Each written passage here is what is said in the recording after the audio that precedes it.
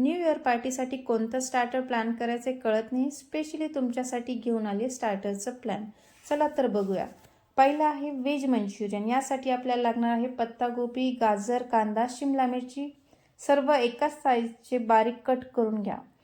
भाज्यांचे पाणी पूर्णपणे पिळून घ्या, ही खूप महत्त्वाची टीप आहे. मैदा 4 चमचे, कॉर्नफ्लॉवर 3 चमचे मोठ्या चमच्याने घ्या. मीठ, काळी मिरी पावडर, सर्व साहित्य एकत्र करून मिक्स करून घ्या. हे मिश्रण तुम्हाला जर सैलसर वाटलं तुम्ही यात कॉर्नफ्लॉवर आणि मैदा अजून ॲड करू शकतात. एका चमच्याच्या साहाय्याने तुम्ही बॉल्स बनवून घ्या. व्हिडिओत दाखवल्याप्रमाणे एकाच आकाराचे बॉल्स बनवल्याने ते एकसारखे तळल्या जातात आणि क्रिस्पी व्यवस्थित छान तयार होतात. गरम तेलात मंचुरियन बॉल तळून घ्यायचे आणि गोल्डन ब्राऊन होईस्तोवर आपल्याला मंचुरियन बॉल फ्राय करायचे आहेत. तर आता याची ग्रेव्हीसाठी काय साहित्य लागतं बघू चला. लसूण, अद्रक आणि आपण ज्या मंचुरियनसाठी वापरलेल्या भाज्या त्या अर्धी वाटी भाजी, green chilli sauce, red chilli sauce,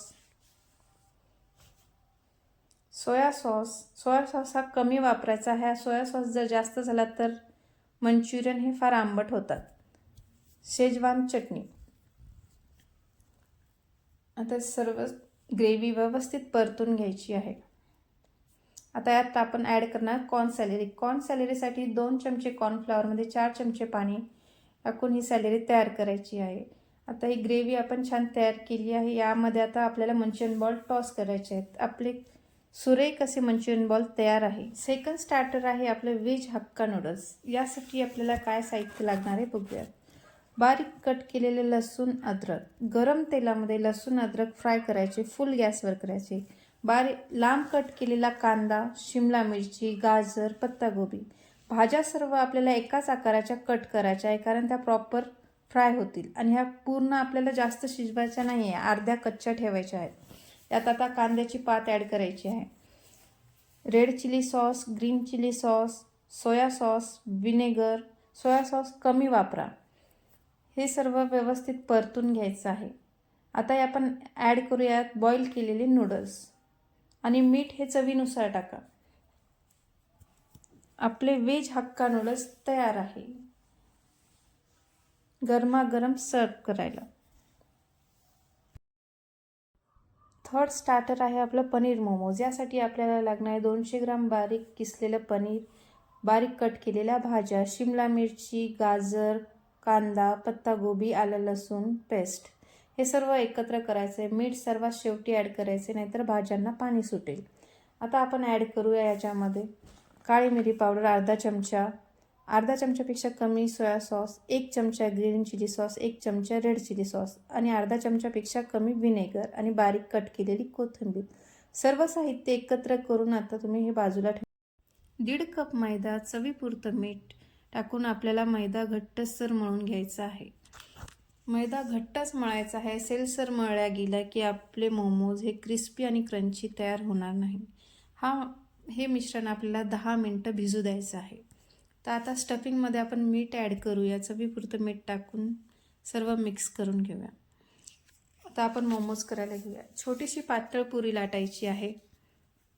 जास्त जाडी नको, जास्त पातळी नको. आता यात आपण 2 चमचे स्टफिंग ॲड करून मोमोजचा शेप देऊया. सुरुवातीला थोडंसं जड जाईल, पण एकदा प्रॅक्टिस झाली की सुंदर मोमोज जमतील तुम्हालाही. आता मोमोज आपल्याला 10 ते 12 मिनटं स्टीम करायचे आहे. मोमोज छान स्टीम झाले की हे स्टीम मोमोज ज्यांना आवडतात त्यांच्यासाठी स्टीम मोमोज तयार आहे. आणि मला तर फ्राय मोमोज आवडतात, तर मी डीप फ्राय करणार.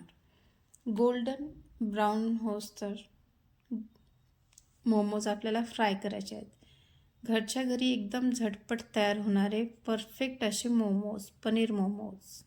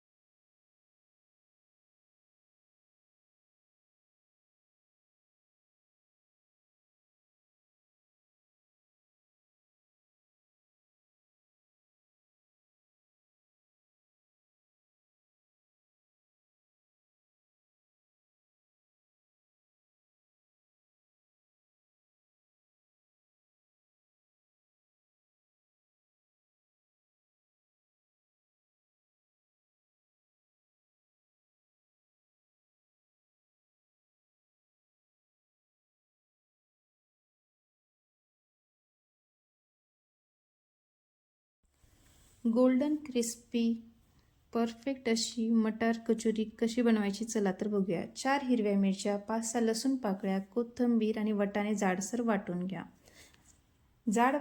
जाडसर वाटलेले धने पावडर, बारीक वाटलेले जिरा पावडर, काळी मिरी पावडर, काळं मीठ, तिखट, हळद, 1.5 चमचा, बेसन पीठ हे सर्व तेलात परतून घ्यायचे आहे. यात वाटलेलं मिश्रण ॲड करायचं आहे वाटाण्याचं.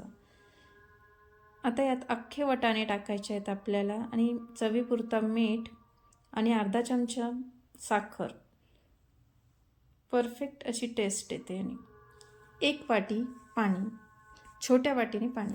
आता आवरणसाठी आपल्याला 2 वाट्या मैदा, ओवा, मीठ आणि तेल. तेल हे एक छोट्या वाटीने तेल टाकायचं आहे आणि असं परफेक्ट मोहन लागलं की आपली कचोरी क्रिस्पी आणि परफेक्ट क्रंची बनणार. आणि यासाठी आपल्याला गरम पाणी वापरायचं आहे. जेवढं हाताला आपल्याला सोसवेल तेवढं गरम पाण्याने मळायचं. आणि सर्वात शेवटी आपल्याला भाजीमध्ये ॲड करायचं आहे चाट मसाला. पातळसर अशी पोळी लाटून घ्यायची आणि या पोळीवर आपल्याला तेल लावायचं आहे आणि मैदा शिंपडायचा आहे. आता अशी लाटून झाल्यावर आपण असे लेअर करून यात आता याची पारी लाटून घेणार आहोत. आणि साईडनी आपल्याला पाणी लावायचं आणि यात वाटाण्याच्या मटार कचोरीचं सारण भरायचं आहे आणि व्यवस्थित कचोरी बंद करायची आहे. कचोरी तळताना एकदम मीडियम लो फ्लेमवर तळायची आहे. 10 ते 12 मिनटं एका बॅचला लागणार. परफेक्ट अशी मटार कचोरी आपली तयार आहे. लास्ट स्टार्टर आहे आपली कोथिंबीर वडी. 2 चुड्या कोथिंबीर स्वच्छ धुवून बारीक कट करून घ्यायची आहे. आणि आता आपल्याला कोथिंबीर वडीचं बनवायची आहे.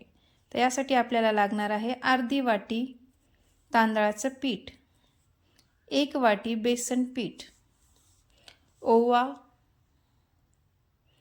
पांढरे तीळ 2 चमचे, ओवा अर्धा चमचा,